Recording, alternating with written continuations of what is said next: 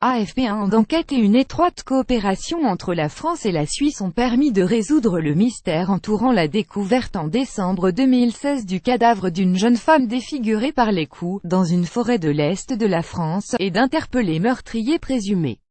La victime est une jeune ressortissante roumaine âgée de 18 ans. Elle a pu être formellement identifiée, 10 mois après ça, grâce au recoupement de ADN et de celui de sa mère, retrouvé en Roumanie.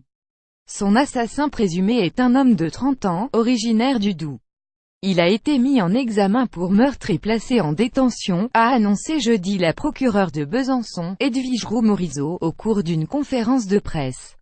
Ce travailleur frontalier confondu par ADN nie être l'auteur du crime. La résolution de l'affaire est partie d'un échange fortuit entre les enquêteurs suisses et les enquêteurs français.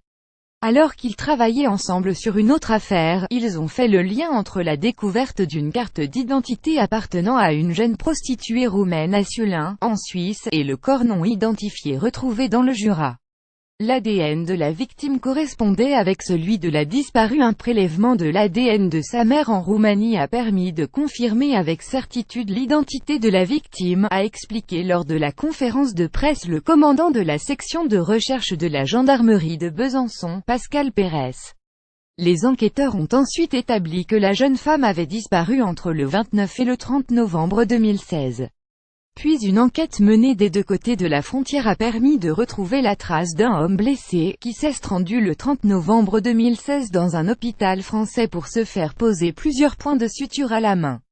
L'homme a été interpellé mardi et ADN correspond à celui trouvé sur la victime et sur le lieu de la découverte du cadavre, a précisé Pascal Pérez. Il conteste les faits et dit s'être blessé après avoir heurté un chevreuil en voiture, a indiqué Madame Roux-Morizot. L'ADN, un atout précieux. La magistrate a précisé que le suspect, dont le casier judiciaire est vierge, sera jugé en France. La victime, probablement tuée à Ciulin, près de Lausanne, en pleine nature, se prostituait en Suisse, où elle n'avait pas de domicile officiel, ont précisé le représentant de la police cantonale vaudoise, Jean-Christophe Sautrel, et le procureur du ministère public central du canton de Vaud, Christian Boffa. L'ADN a été très précieux pour la résolution de ce crime, car la jeune femme avait été défigurée par les coups, personne n'avait signalé sa disparition et les enquêteurs disposaient de très peu d'éléments à sujet, a souligné Pascal Pérez. Le corps dénudé avait été découvert par des bûcherons le 15 décembre 2016 dans la forêt de Lefranois-Jura, à proximité de la frontière suisse. Le cadavre présentait 26 coups de couteau plus ou moins appuyés au niveau du flanc et des cervicales gauches, dont aucun n'a été elle. Le décès a, en revanche, été causé par de multiples coups portés au visage, dont les os et les dents étaient brisés, d'après les conclusions de l'autopsie.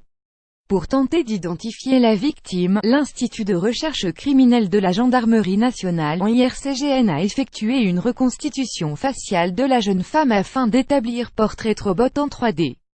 Un appel à témoins a pu être diffusé très largement en Europe. En parallèle, les gendarmes de la section de recherche de Besançon ont repris un par un les quelques 1300 signalements de personnes disparues en France pour tenter de l'identifier. Mais pendant de longs mois, ni famille, ni amis, ni aucune connaissance n'ont signalé la disparition de cette jeune femme. Son identité est restée un mystère jusqu'à la réunion avec les enquêteurs suisses.